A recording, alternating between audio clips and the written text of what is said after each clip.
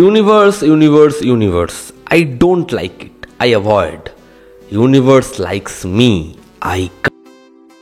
High, আমি রূপম। আজকের এই ভিডিওতে আমরা একটা ইন্টারেস্টিং বিষয় নিয়ে কথা বলবো, তবে প্রথমে শুনে আপনাদের একটু হাসিও পেতে পারে। সেটা হচ্ছে দশম অবতার আর টেক্কা কি একই ইউনিভার্সে? অনেকে ভাবছেন এটা শুনে কি অবান্তর কথাবার্তা, কোথায় দশম অবতার কোথায় টেক্কা, কি করে এক হবে, কি করে ইউনিভার্স প্ল্যান হবে। এবার অনেকে এটাও ভাবছেন যদি 22শে শ্রাবণ এবং দ্বিতীয় পুরুষ এক হয়ে যেতে পারে, ভিঞ্চিদা এক হয়ে যেতে পারে, তাহলে এটা কেন এক হবে না? আচ্ছা, সেটাতে আমরা আসছি। তবে বিষয়টা কি আমি বলে রাখি, টেক্কার ট্রেলার আসে, সেটা ভীষণভাবে প্রেস করা হয়। তবে এর মধ্যে দুটো পার্টিকুলার শট, এক হচ্ছে রুক্মিণী মৈত্রর যে ক্যারেক্টারে তার হেঁটে আসা, এবং দুই কমলেশ্বর মুখার্জি তার ক্যারেক্টারটা যে একজন সিনিয়র অফিসার। এবার এই দুটো থেকে লোকের মনে হয় যে এরকমই একটা শট দশম অবতারে ছিল, যেখানে পোদ্দার এবং প্রবীর দুজন হেঁটে আসছিল। কমলেশ্বর মুখার্জি সে সেই ছবিতেও সিনিয়র অফিসার, বা এই ছবিগুলোতে সে সিনিয়র অফিসার ছিল এই কপ ইউনিভার্সে। তো এটাকে নিয়ে হয়তো সৃজিত মুখার্জি আরও কিছু ভাবছে। সে একটা টুইট করে কোনো একজন ফ্যান, এটা কি কপ ইউনিভার্সের পার্ট, বা দশম অবতার, 22শে শ্রাবণ, ভিঞ্চিদা, এই যে ছবিগুলো তার সাথে টেক্কার কোনো কানেকশন আছে, এই না এটা শুধুমাত্র কোইন্সিডেন্স? সৃজিত মুখার্জি বলে যে দেখা যাক। এবার তারপর থেকে দেখা যাক বলার পর থেকেই এই বিষয়টা নিয়ে চারিপাশে একটা হাইপ তৈরি হয় যে থাকতেও পারে কোনো কানেকশন, হয়তো এটা নিয়ে কিছু প্ল্যান হচ্ছে। ওখানে তো কপ ইউনিভার্স হচ্ছিল, এখানে হয়তো ক্যারেক্টারের রেফারেন্স থাকতে পারে। এটা কি সত্যি হচ্ছে? আচ্ছা, আমি আপনাদেরকে একটা খুব প্র্যাকটিক্যাল বিষয় বলছি। লেখায় কি হতে পারে না হতে পারে সেটা তো অনেক পরে গিয়ে। সেটা হচ্ছে এই যে দুটো প্রোডাকশন হাউস, দেব এন্টারটেনমেন্ট ভেঞ্চার্স, যার একটাই ছবি টেক্কা, আর এসভিএফ এর 4টে ছবি, ভিঞ্চিদা, দশম অবতার, দ্বিতীয় পুরুষ, 22শে শ্রাবণ। এবার তাহলে এই 4টে ছবির আইপি হোল্ডার্স কারা? এসভিএফ। এবার তারা এই 4টে ছবির সিকোয়েন্সেস, 4টে ছবির ইম্পর্টেন্ট এলিমেন্ট অন্য প্রোডাকশনের সাথে শেয়ার করবে? যদি তারা টেক্কার সাথে অ্যাসোসিয়েটেড থাকতো তাহলে ভাবা যেত। তারা তো অ্যাসোসিয়েটেড নেই, তাহলে যদি শেয়ারই না করে তাহলে হবে কি করে? পুরোনো সিকোয়েন্সেস সেগুলো দেখানো যাবে না, রেফারেন্স নেওয়া যাবে না, তাহলে করা যাবে কি করে? তাহলে তো সমস্যার।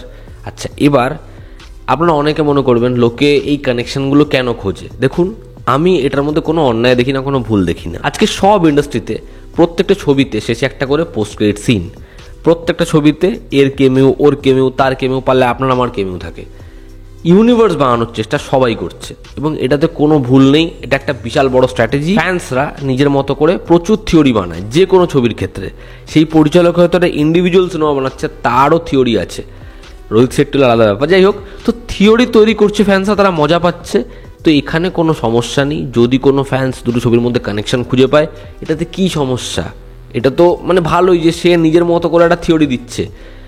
এবং ডিরেক্টররাও বা টিমও এটা কেন ক্লিয়ার করবে? যদি এটা অডিয়েন্সকে আলাদা করে ইন্টারেস্ট দেয়, কেন ক্লিয়ার করার দরকার কি? তারা হলে গিয়ে দেখতেই পাবে। তো এটাতে সমস্যা নেই। সমস্যা হচ্ছে যদি এটাকে নিয়ে জোর করে ইউনিভার্স বানানো হয়। এই যে শটটা, এটা সৃজিত মুখার্জির হয়তো খুব পছন্দের শট। তার ছবিতে কিছু পার্টিকুলার এমন শট তো হয় যেগুলো তার খুব পছন্দের, বা তার ছবিতে রিপিট হচ্ছে, তার ছবিতে আমরা ওরকম ধরনের অ্যাপ্রোচ দেখতে পাই। এটা তো খুব স্বাভাবিক। আপনি দেখবেন সৃজিত মুখার্জির ছবিতে যে ড্রোনের শটগুলো হয় সেগুলো কিন্তু একই রকম হয়। সেখানে যে ফলো শট হয় সেটা কিন্তু একই রকমের হয়। সেখানে যে ক্যারেক্টারের কনভারসেশনে একটা চরিত্র এমন থাকে যেই চরিত্রটা ভীষণ শার্প, বা সেই চরিত্রটা এমন সংলাপ বলবে যে সংলাপগুলো আমাদের শোনার পরে মস্তি পেয়ে যায়। যে সৃজিত মুখার্জির ছবিতে এরকম একটা সংলাপ না বললে তো হবে না, না শুনলে কী করে মনে হবে এটা সৃজিত মুখার্জির ছবি? তো এগুলো তার ছবির ইউএসপি, তার ছবিতে এগুলো থাকে। তো সে একটা ছবি বানাচ্ছে যেখানে আবার একজন রাফ পুলিশ অফিসার রয়েছে, তো সেই চরিত্রটার ওরকম একটা বিল্ড আপ শট, সে হেঁটে আসবে, খুব স্বাভাবিক। ওই লোকেশনে শ্যুট করা হয়েছে, ওই লোকেশনে আর কোনো সিনেমা শ্যুট হয়নি এমন নয়। আপনি যদি দেখেন এরকম অনেক সিনেমা পেয়ে যাবেন বাংলা ইন্ডাস্ট্রির যেগুলো ওই লোকেশনেই শ্যুট হয়েছে। কিন্তু ওই যে ব্যাকলাইট করে ক্যারেক্টারের মুখে আলো না ফেলে ক্যারেক্টারকে ওখান থেকে হেঁটে আনা, ঠিক আছে, ওরকম একটা পুরোপুরি ফুল শটে, তার অ্যাপ্রোচ, তার ওয়ে অফ প্রেজেন্টেশন, সে তাই ওরকমভাবে প্রেজেন্ট করে। এবং কমলেশ্বর মুখার্জি দুটো ছবিতে সিনিয়র অফিসার বলে সে একই নামের ক্যারেক্টার প্লে করছে এমন নাও হতে পারে। এবার প্রুফ, আপনাদেরকে প্রুফ না দিলে তো আপনারা বিশ্বাস করবেন না। নাম আলাদা, মানে বিশ্বাস করবেন কেন আমার কথা আমি বলছি বলে। আর আমার মনে হয় না যারা এই বিষয়টা নিয়ে আলোচনা করেছে ইউনিভার্সের কানেকশন আছে বা নেই, তারা কেউ আপনাদেরকে এই প্রুফটা দিয়েছে। সেটা হচ্ছে কমলেশ্বর মুখার্জির যে ক্যারেক্টারটা কপ ইউনিভার্সে, সেই ক্যারেক্টারের নাম কি ছিল? সেই ক্যারেক্টারের নাম ছিল দিবাকর বোস। এইবার এই যে টেক্কা ছবিতে সেখানে এই ক্যারেক্টারের নাম কি? আপনারা বলবেন নাম তো জানি না, নাম তো দেখানো হয়নি, কিন্তু আমি নামটা দেখে নিয়েছি।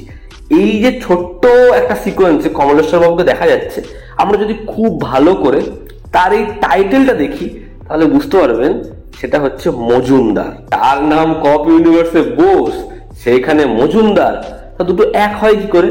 এটা একটা চূড়ান্ত কোইন্সিডেন্স। খুব প্র্যাকটিক্যাল ওয়েতে ভাবুন, টেক্কার টাইম লাইন এবং কপ ইউনিভার্সের টাইম লাইন। কপ ইউনিভার্সের যে গল্পটা সেটা কিন্তু আজকের টাইম লাইনে বেসড নয়, সেটা ভিত্তি করে রয়েছে কোথায়? প্রবীরবাবুর মৃত্যুর আগে, মানে 2011 সালের আগের টাইম লাইনে। এবার এই যে টেক্কা, এই ছবিটা কোন টাইম লাইনের? এখনকার সময়ের। যে কারণে যে বন্দুক, যে বিল্ডিং, ঠিক আছে, ঘন্টাখানেক সঙ্গে সুমন, এই যে ডায়ালগস, মোবাইল ফোন ব্যবহার করা, সেগুলো এখনকার। তো দুটো টাইম লাইন এক নয়, তাহলে এই ইউনিভার্সটা করা সম্ভব হবে না। এমন হতে পারে যে ধরুন একটা ক্যারেক্টারের মুখে এমন একটা সংলাপ রয়েছে যেটার মধ্যে একটা রেফারেন্স রয়েছে বা একটা ট্রিবিউট দেওয়া রয়েছে। এগুলো তো করা হয়, যেমন এই যে সারি পোদা সানিবারম, সেই ছবিতে বলা হলো যে তুই তো ন্যাচারাল স্টার না, এটা দিয়ে কি হলো, এটা পোক করে দেওয়া হলো। দুদিন আগে ছবিটা এলো কন্ট্রোল, সেখানে দেখবেন যখন ও পপুলারিটি পাচ্ছে, ডান দিকে বা দিকে বিক্রমাদিত্য মোটোয়ানের পার্সোনাল লাইফের সিকোয়েন্স, ঠিক আছে।